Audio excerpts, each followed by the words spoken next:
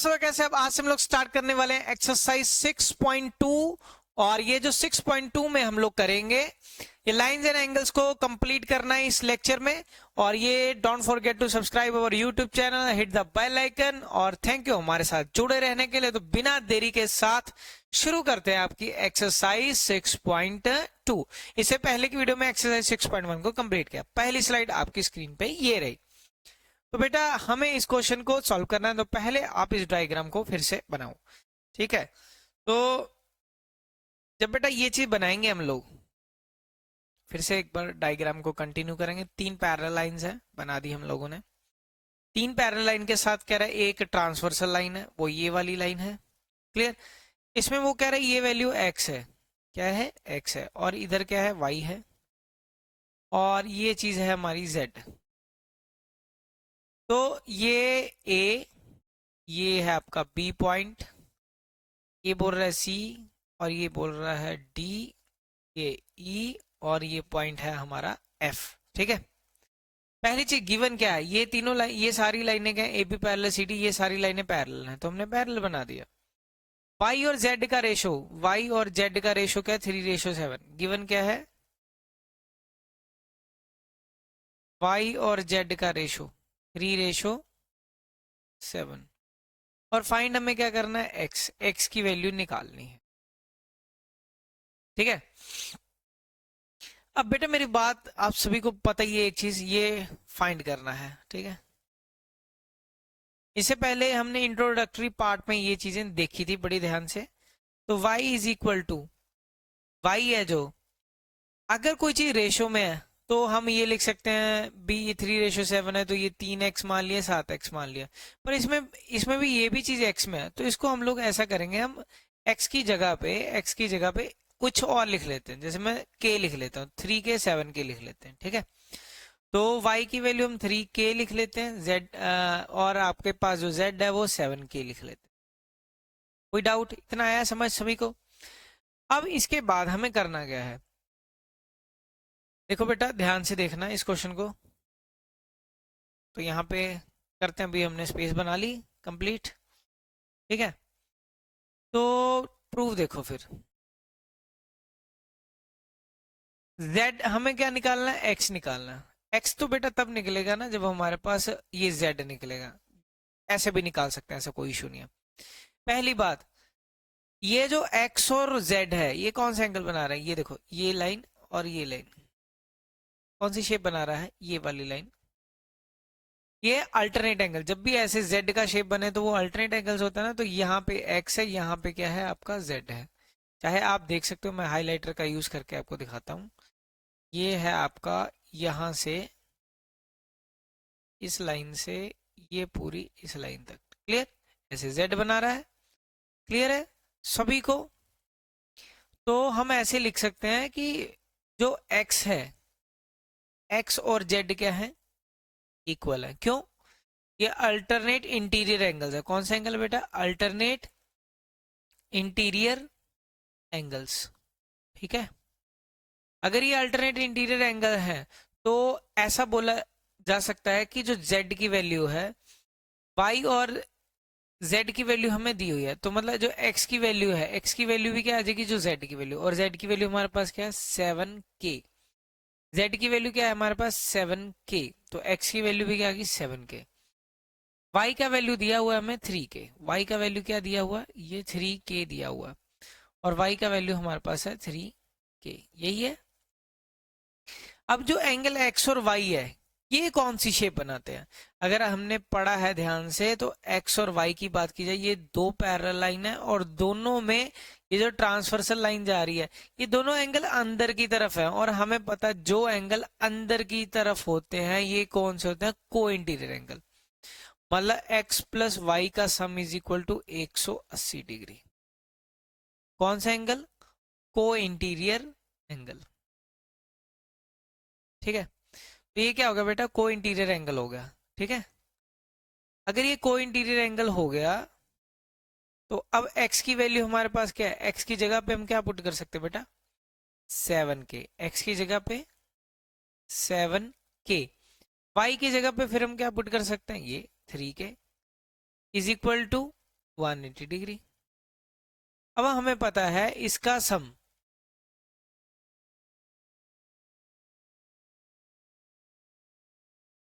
इतना सा लेंथ बहुत है, हाँ ये इतना सा बहुत है, ठीक है।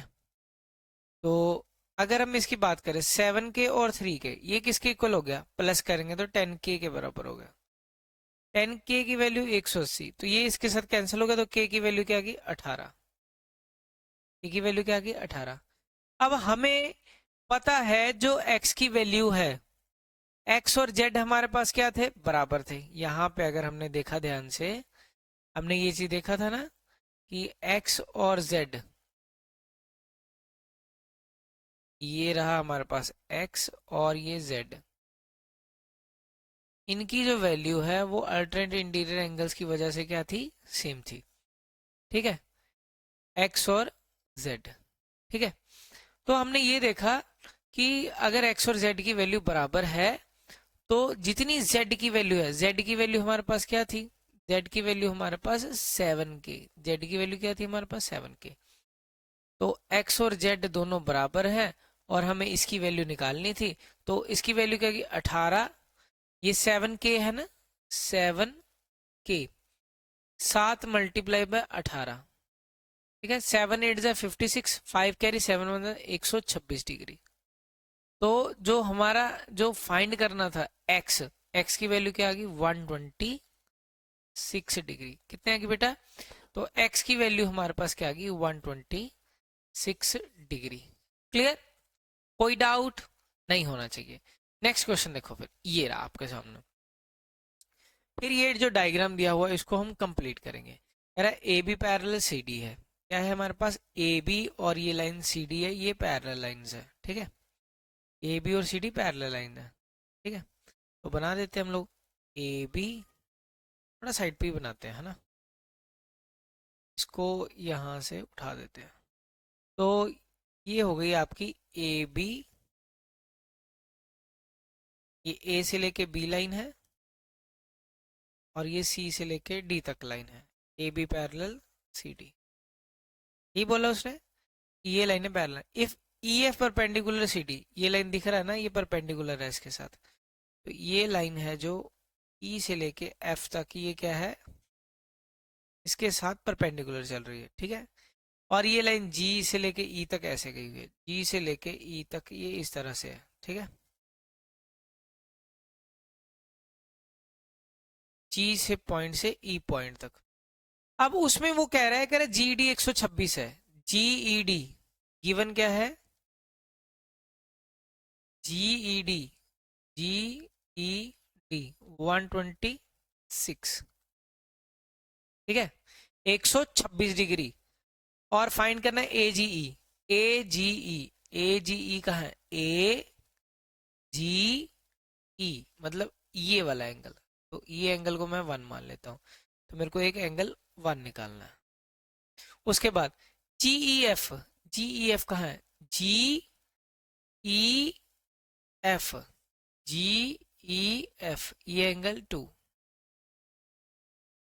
एफ जी ई, एफ जी ई, एफ जी ई, एफ जी ई ये वाला, तो ये हो गया हमारा तीसरा एंगल, ठीक है। तो हमें ये 3 एंगल निकालने हैं और इस क्वेश्चन को सॉल्व करना है। क्लियर, अब ध्यान से देखोगे, इसमें मैंने एक कैनवस पे लिया है सारे को, तो हमारे पास 1 फाइंड करना है, 2 और 3। क्लियर, जी ई डी 126 दिया हुआ है। अब जी ई डी कहाँ से कहाँ तक है ये देखना है हमें। देखोगे अगर यहाँ पे देखोगे तो जी ई डी ये यहाँ से यहाँ तक है, जी ई, बड़ा ध्यान से देखना बेटा, जी ई डी इस तरह से, जी ई डी, ठीक है। ये पूरा यहाँ से यहाँ तक कितना 126 है ना बेटा, 126 डिग्री। अगर उसमें से ये एंगल माइनस कर दिया जाए, ठीक है, इसको मैं 1 2 और 3 ये 4 कर लेता हूँ, एंगल 4 आपके पास गिवन ही है एक तरह से, एक ये एंगल 4 क्या है 90 डिग्री है। अगर ये जो पूरा यहाँ से यहाँ तक अगर ये जी ई डी है, अगर इसमें से एक लाइन मैं यहाँ से परपेंडिकुलर ड्रॉ कर दूं और ये कितना डिग्री है 90 डिग्री, कितना बेटे 90, यहाँ से यहाँ तक अगर ये 90 डिग्री है और ये यहाँ से यहाँ तक 126 डिग्री है, तो ये कितना बच गया, ये चीज इसमें से माइनस करके पता लगेगा ना आपको। ठीक है, अगर ये वाले पूरे में से, ये पूरे एंगल में से, ठीक है, अगर ये वाली पूरी चीज में से हम लोग, ये ऐसे है ना, इसमें से अगर ये चीज माइनस कर दें तो आपकी ये वाली चीज बच जाएगी, यहां से लेके यहां तक वही चीज हमने करना है। तो वो 126 माइनस 90 हो जाएगी। क्लियर? क्या जाएगी बेटा? 126 माइनस 90। क्लियर है ना सभी को? क्या हो जाएगी? जैसे अब यहाँ पे दिखाऊं अगर एंगल जीईडी पूरा कितना है? 126 डिग्री। और जीईडी बना किसके साथ है? जीईडी पूरा बना है ऐसे है ना, जीईडी मैं फिर से बता देता हूँ, ना समझ आए इसीलिए बार बार बता रहा हूँ। ऐसे है हमारे केस में, ये 2 है, ये 4 है, इससे मिलके बना है पूरा जीईडी।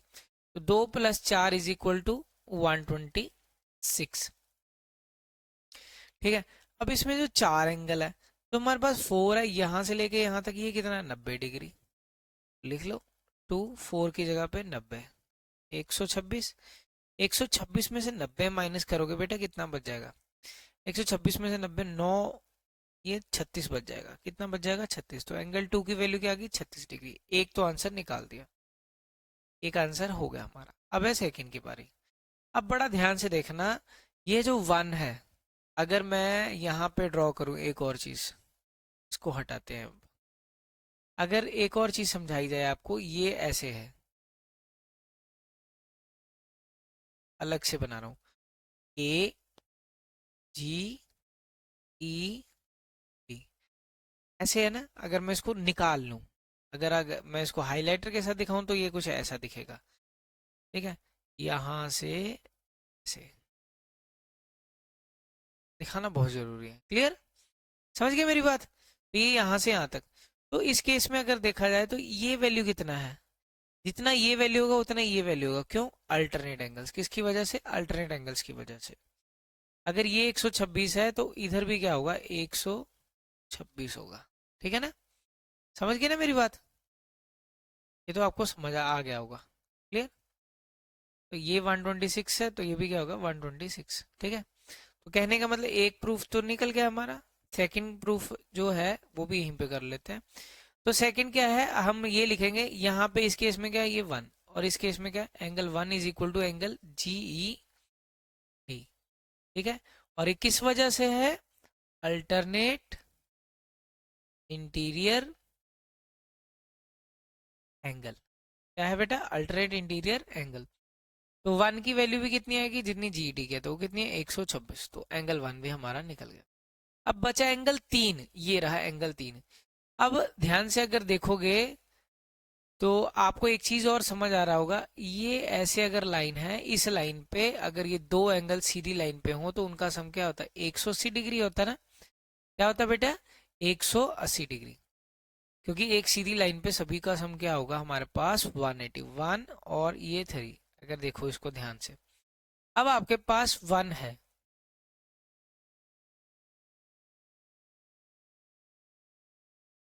ठीक है। अब हमारे पास क्या है? 1 का वैल्यू। तो 1 का वैल्यू और 3 का वैल्यू दोनों को ऐड करेंगे इक्वल टू 180 डिग्री। क्यों? Linear pair. इस वजह से लीनियर पेयर। अब 1 की वैल्यू कितनी है हमारे पास? 126 डिग्री। 126। 3 की वैल्यू हमें फाइंड करनी है, इक्वल टू 180। एंगल 3 क्या आ जाएगा? 180 में से 126 माइनस करोगे 54। कितना आ जाएगा? 54। एंगल 3 की वैल्यू 5 और 208। ठीक है, तो यही हो गया आंसर। तो ये फर्स्ट निकल गया, ये आपका सेकंड का आंसर निकल गया, ये चीज 126। ठीक है, और ये 54 डिग्री। ठीक है, अगर इसको एक और मेथड के साथ करना चाहते हो वो भी हो जाएगा। वो किस तरह से? ठीक है, क्लियर है? तो एक इसी चीज को एक और तरीके के साथ हम कर सकते हैं। मैं, आप बोल लो तो मैं समझाऊं। ठीक है, वो किस तरह से, मैं आपको एक साइड पे फिर से दिखाता हूँ इसी सेम चीज को। अगर मान लो ये फिगर है हमारे पास, ठीक है, यहाँ पे कैनवस को ले आते हैं, इसी सेम चीज को एक और तरीके के साथ आपको बताना चाहता हूँ। और क्या हो सकता है इसको? ठीक है, नहीं नहीं ये क्वेश्चन नहीं है, वो आई थिंक दूसरा है, नेक्स्ट है इससे। ये तो रहेगा, ऐसे ही रहेगा। ठीक है, तो ये हो गया आपका क्वेश्चन कंप्लीट। ये था। नेक्स्ट क्वेश्चन है जो कि हो सकता है हमारा ये वाला क्वेश्चन। ये तीन तरीके के साथ हो सकता है। कैसे कैसे, पहले समझते हैं सिंपल तरीका। ये कह रहा है पी से लेके क्यू तक लाइन है, के बाद ये इस तरह से फिगर है, फिर ये इस तरह से है, ये ऐसे है। आंसर फिगर में ही होते हैं चीजों के। ये कितने डिग्री है, 110 डिग्री है, 110 डिग्री। और यहाँ पे 130 डिग्री है, ये आर है। ठीक है, और यहाँ पे क्या है, एस, ये क्या है, टी। ये 130 डिग्री है। अब अगर इसको ध्यान से देखोगे, फाइंड क्या करना, में Q R S, Q R S ये निकालना है। Q R S, Q Q R S ये वाला। तो इस केस में देखें तो ये एंगल है। इसको 1 मान लेते हैं, इसको 2 मान लेते हैं, और इसको 3।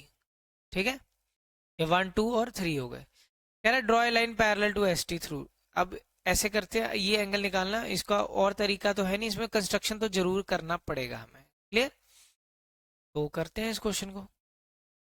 ठीक है, फाइंड हमें क्या करना है, एंगल 2 का वैल्यू। ऐसा करते हैं, हम यहां से एक लाइन पैरेलल लगा देते हैं, कंस्ट्रक्शन कर लेंगे। Draw R U parallel S T. ठीक है, ये लाइन और ये लाइन क्या हो गई, पैरेलल। ठीक है, आगे देखो, फिर 2 3 यहाँ पे एंगल कर लेते हैं, 4। अब देखो ये 3 और 4 कौन से एंगल हो गए, ठीक है, ये वाला, ये इसका इधर से, और ये इसका इधर से। 2 और 4 ये को इंटीरियर एंगल हो गए। कौन से हो गए बेटा, को इंटीरियर एंगल हो गई। क्लियर है, तो ये हो गए हमारे 3 और 4 का सम मिला के क्या होगा, 180। किस वजह से, को इंटीरियर की वजह से।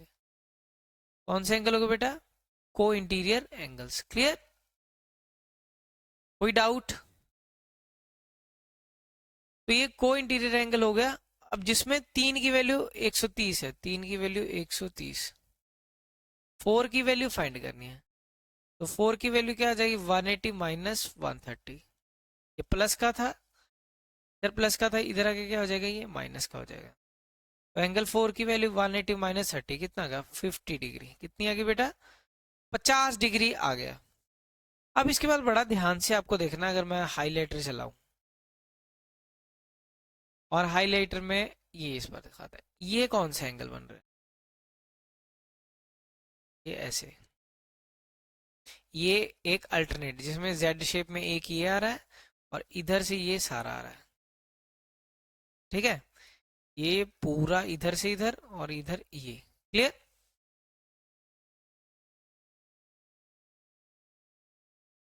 तो अब हम क्या करेंगे,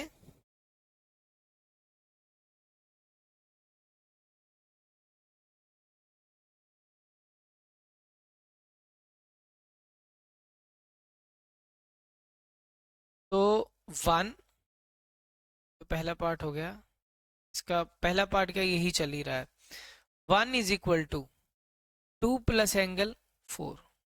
किस वजह से, इसको बोलेंगे alternate interior angle. Alternate interior angle,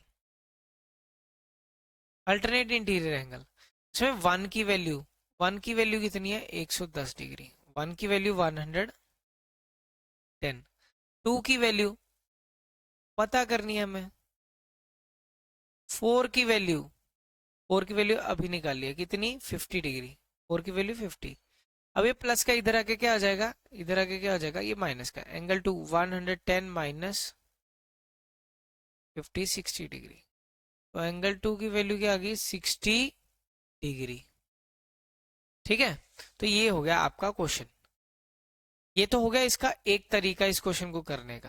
क्या कोई और तरीका हो सकता है, चेक करते हैं हम लोग, ठीक है। तो एक और तरीका क्या हो सकता है, इसमें मैं इसका सेकंड मेथड सिखा रहा हूँ आपको। जैसे ये लाइन ऐसे है, ये लाइन ऐसे है, ये लाइन ऐसे है, ये ऐसे है, ठीक है। जिसमें ये चीज कितनी दी हुई है, 110 डिग्री, और ये 130 है, यही है। और ये एंगल यहां से यहां तक निकालना है। तो इसको निकालने का एक तरीका क्या हो सकता है, आप ऐसे लाइन लगा लो, ठीक है। ये पार्ट और ये पार्ट ये को इंटीरियर होंगे। अगर ये एक को इंटीरियर में सबका सम कितना होता है, 180 मिला के होता है दोनों का सम, ठीक है। 130 ये रहा, तो ये कितना बच जाएगा, 50 बच जाएगा। कितना बच जाएगा, 50। अगर यही चीज इधर से निकालो, ये वाला एंगल और इधर ये, तो ये भी क्या आएगा, को इंटीरियर एंगल 110, तो ये क्या आ जाएगा, इसका भी सम क्या होगा, फिर 180, तो ये 70 आ जाएगा। कितना आ जाएगा, 70। 1 हो गया, ये 2 हो गया, और ये 3। अब यही तीसरा निकालना। अब तीन एंगल का सम कितना होता है, एक लाइन पे सभी का सम 180 होता है। 180 ये होता है, तो 1 2 3 180। 1 की वैल्यू आपके पास 70 है, ये दिया। 2 50, 3 फाइंड करना है 180। तो ये 70 और 50 120 हो गया, प्लस एंगल 3 180।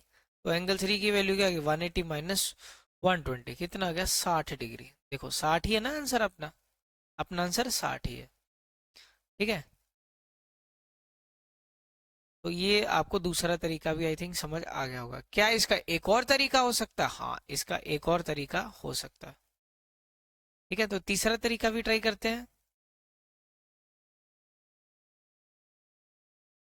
तीसरा मेथड क्या हो सकता है इसका,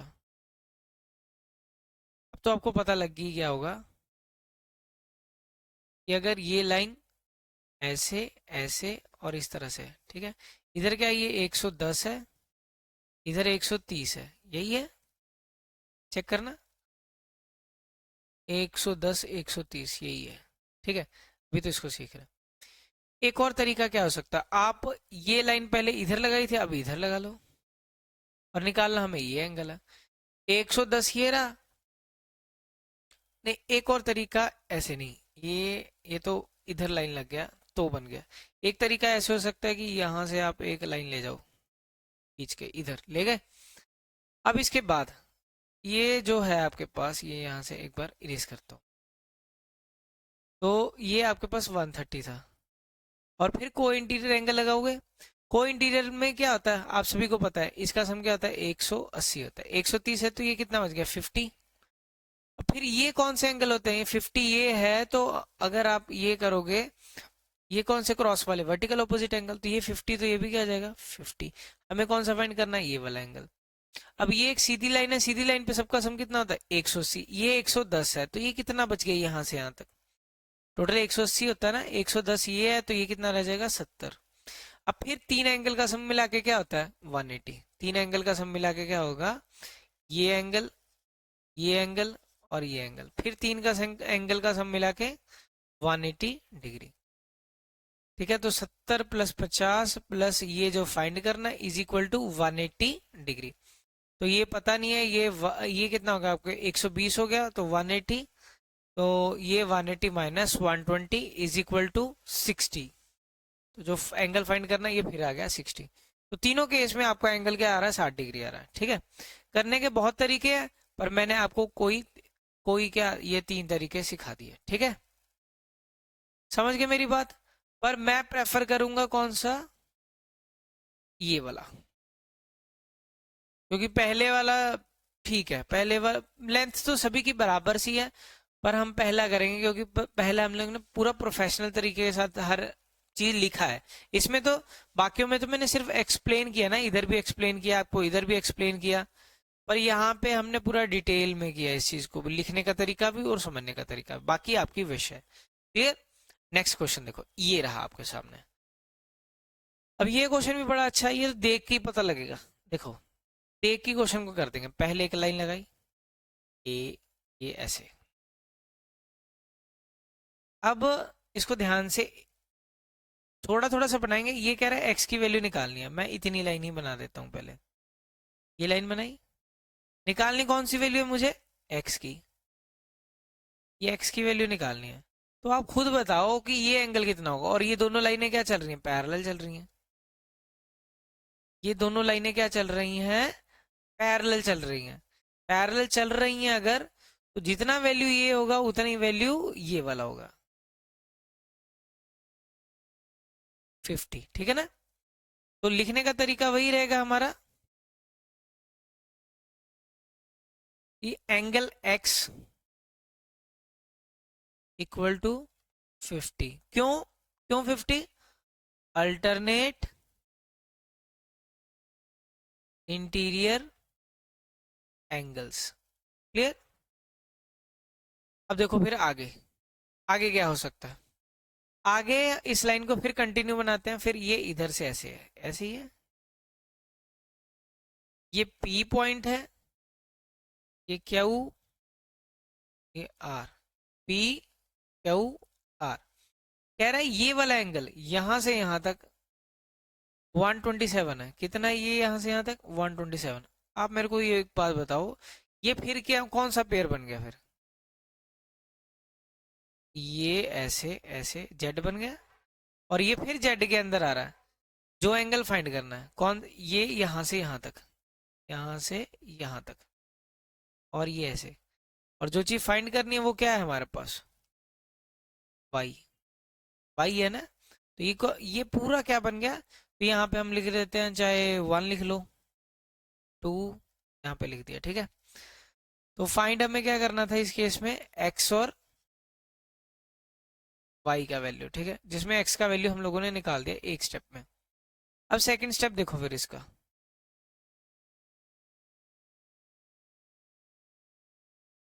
ठीक है। तो सेकंड स्टेप इसका क्या हो सकता है। सेकंड स्टेप में ये लिखेंगे, angle 1 plus y is equal to angle 2। कौन सा एंगल, फिर अल्टरनेट इंटीरियर एंगल्स। क्लियर।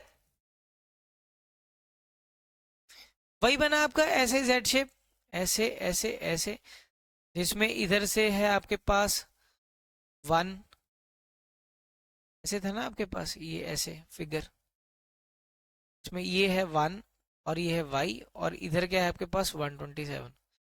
तो ये वाला part 1 plus y is equal to इधर वाला पार्ट, ये 127। 1 की वैल्यू क्या है, 50 डिग्री। ठीक है। तो 1 की जगह पे 50 प्लस वाई पता नहीं, और ये कितना है 127। वाई की वैल्यू 127 माइनस 50। ठीक है। तो बेटा ये थोड़ा सा इसको कर देते हैं आगे की तरफ। ठीक है। तो y का वैल्यू क्या आ गया, इसमें से इसको माइनस करोगे 77। ठीक है। तो x और y दोनों निकल गए हमारे पास। x की वैल्यू 50, एंगल x की वैल्यू, एंगल ना वर्ड लगाओ क्योंकि x ही निकालना था ना यहाँ पे, ये इसको काट दो। क्लियर। तो x की वैल्यू आ गई हमारे पास 50, y की वैल्यू 77। क्लियर है सभी को। अब करते हैं अपना नेक्स्ट क्वेश्चन। ओहो, ये क्वेश्चन देखो, ये क्वेश्चन थ्योरेटिकल टाइप सा ही क्वेश्चन है, पर इसमें सबसे पहले लगना क्या क्या चीजें हैं, पहले वो चीज समझते हैं। ठीक है। क्वेश्चन को पहले हमें साइंस के टाइप से समझना पड़ेगा। ठीक है। साइंस के हिसाब से पढ़ना पड़ेगा। तो साइंस क्या बोलती है इसमें, कि अगर आपके पास कोई प्लेन मिरर है, ठीक है, तो अगर हमारे पास कोई प्लेन मिरर है, और इस मिरर में हमें पता है कि अगर एक नॉर्मल रे लगाई जाए, कौन सी, नॉर्मल रे, तो एंगल ऑफ इंसिडेंस, क्या चीज, एंगल ऑफ,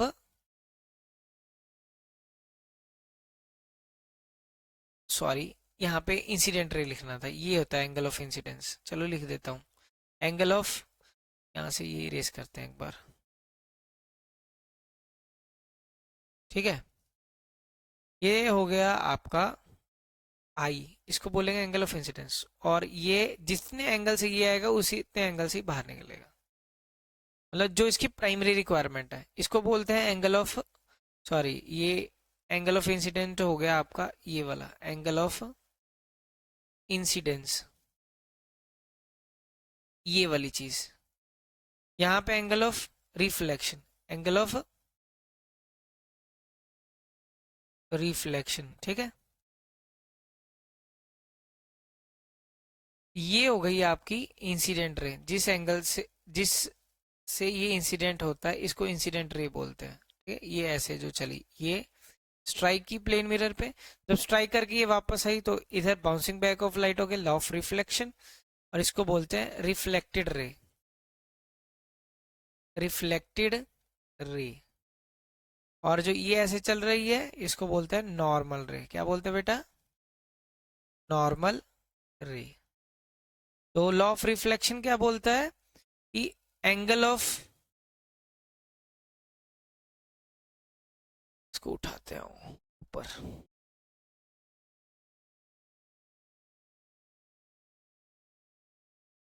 ये लॉ क्या बोलता है कि जो एंगल ऑफ आपका इंसिडेंस है, angle of incidence equal to angle of reflection, ठीक है, ये चीज बोलता है।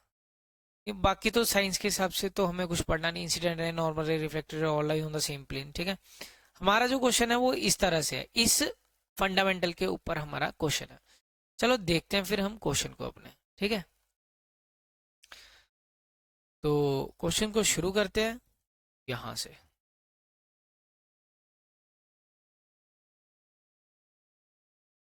कह रहा है कि, पढ़ते हैं क्या बोल रहा है क्वेश्चन। क्या बोला है? P Q and R S are two mirror, P Q और आर एस कह रहा है दो मिरर हैं, बना लेते दो मिरर, पी क्यू और आर से लेके एस पॉइंट तक, ये कह रहे हैं दो मिरर हैं, placed parallel to each other.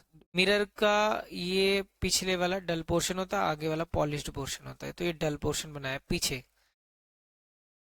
मतलब रिफ्लेक्शन आगे आगे होगा, ठीक है, पहली बात। उसके बाद कह रहा है A B strike the mirror P Q, एक ए बी रे आ रही है यहां से ऐसे, ए पॉइंट से कहां पॉइंट तक? बी पॉइंट तक।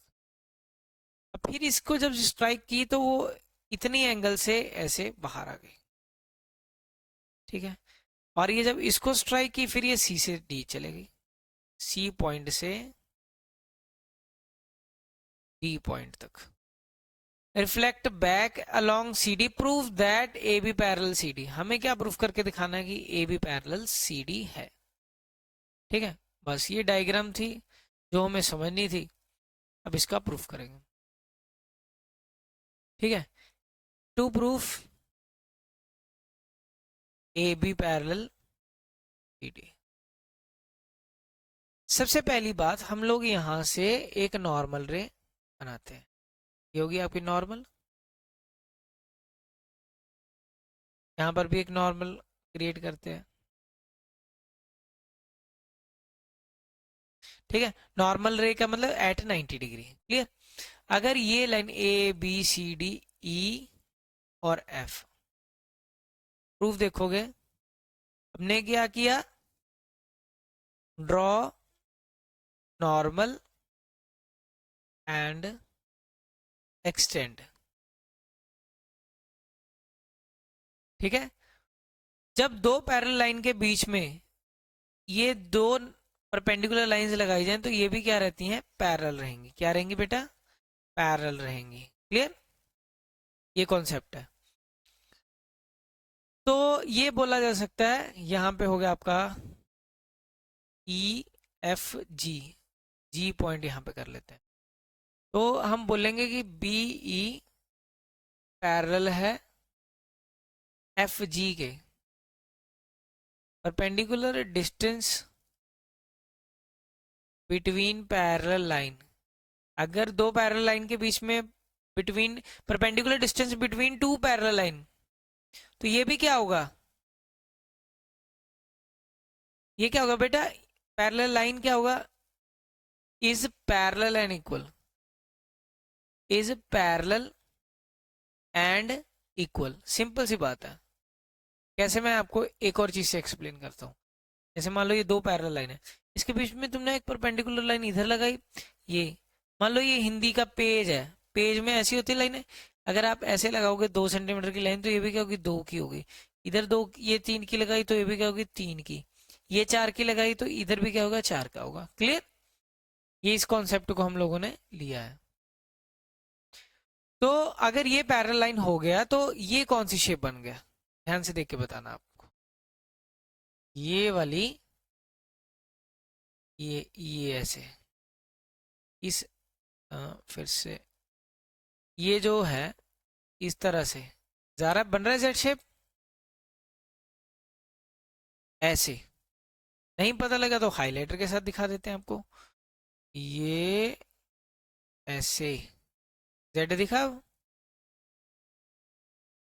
ठीक है, तो हम ऐसा बोल सकते हैं कि ये वाली लाइन, कौन सी लाइन, ये वाला एंगल इसके साथ 1 और ये 2, 1 और 2 क्या हो गए, इक्वल। अल्टरनेट एंगल्स क्या है, अल्टरनेट इंटीरियर एंगल। ठीक है, अल्टरनेट इंटीरियर एंगल हो गया। समझ गए मेरी बात? आगे आप बड़ा ध्यान से समझोगे। हमें प्रूफ क्या करना है, A B parallel C D proof करना है। इसके लिए जो इसमें जो मेथड लगाया है वो भी एक बार समझ लो। जैसे अल्टरनेट एंगल, को को इंटीरियर, कॉरस्पॉन्डिंग, ये कब लगते हैं, जब दो लाइनें पैरेलल होती हैं। If two lines are parallel, जब ये दोनों लाइंस क्या होंगी, पैरेलल, इसका ये तब लगती हैं। अब इसका रिवर्स क्या है कि अगर ये लाइनें पैरेलल दी हुई हैं तो इसका ये रिवर्स भी पॉसिबल होता है। ठीक है, ये चीज आपको पता होनी चाहिए, एक ही जगह पे ये भी चीज यूज होती है। ठीक है, तो A B parallel C D करने के लिए मुझे कुछ ऐसा बनाना पड़ेगा रिवर्सिबल। तो 1 2 के इक्वल हो गया, यहाँ पे हम कर लेते हैं एंगल 3 और यहाँ पे कर लेते हैं एंगल 4। ठीक है, दूसरी चीज हमें ये भी पता है, ये एक इक्वेशन बना के हम लोग छोड़ देते हैं, ये फर्स्ट इक्वेशन है हमारी। एक चीज हमें पता है, 1 3 के इक्वल है और 2 4 के इक्वल है। क्यों? Laws of reflection. किसकी वजह से? Laws of reflection. ठीक है, अब हम क्या करेंगे, पहली इक्वेशन को ही उठाते हैं, 1 और 2। मैं क्या करता हूं, इधर भी 2 से मल्टीप्लाई कर देता, कर सकते हैं ना, मैंने दोनों तरफ डबल किया एक तरफ। तो डबल एंगल 1 का मतलब क्या है कि इसको मैं 2 बार लिख दूं, यही हुआ ना इसका मतलब। अब 1 आपका किसके इक्वल है, 3 के। एक 1 ऐसे ही छोड़ दो, एक की जगह पे 3 लिख दिया। एक 2 ऐसे ही छोड़ दो, 2 किसके इक्वल है, 4 के, तो एक 2 की जगह 4 लिख दिया। अब 1 और 3 से क्या एंगल बन रहा है, 1 और 3 से देखो कौन सा एंगल बन रहा है। ठीक है, 1 और 3 से ये वाला एंगल बन रहा है, यहां से लेके यहां तक। ठीक है, यहाँ 2 और 4 से क्या बन रहा है, 2 और 4 से ये वाला बन रहा है। ठीक है, तो ये कौन से एंगल हो गए, ये सारे कौन सा एंगल होता है बेटे, अल्टरनेट इंटीरियर एंगल। क्या बन गया ये हमारे पास, बट ऐसे लिखेंगे, दे आर, जो मैंने अभी समझाया है कि रिवर्स पॉसिबल होता है इसका। Clear?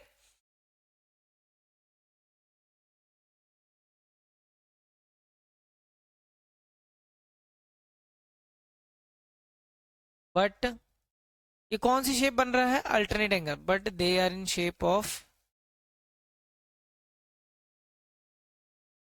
Alternate angles. Alternate angles की शेप है ना। तो अभी तो हम लोगों ने डिस्कस किया था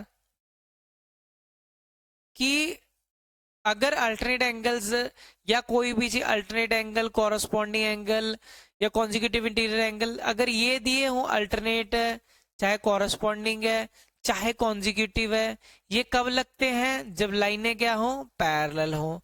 तो इसका रिवर्स भी पॉसिबल है कि अगर ये दिए हो, ये चीज दी हो तो ये हो सकता है, पैरेलल हो सकता है। अगर पैरेलल दिया हो तो ये हो सकता है। तो यहाँ पे यही तो है कि they are in shape of alternate angles. अगर ये अल्टरनेट एंगल्स की शेप में है तो इसका मतलब ये जो लाइन है ए से लेके बी पॉइंट तक, ए से लेके बी और जो सी से लेके डी, तो यही तो प्रूफ करना था हमें, A B parallel C D. ठीक है,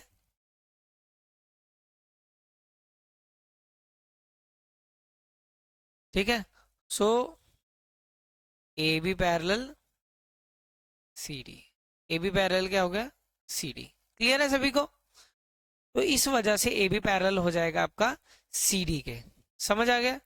तो इसी के साथ आज के लेक्चर को करते हैं समाप्त। तो मिलते हैं आपको नेक्स्ट लेक्चर में।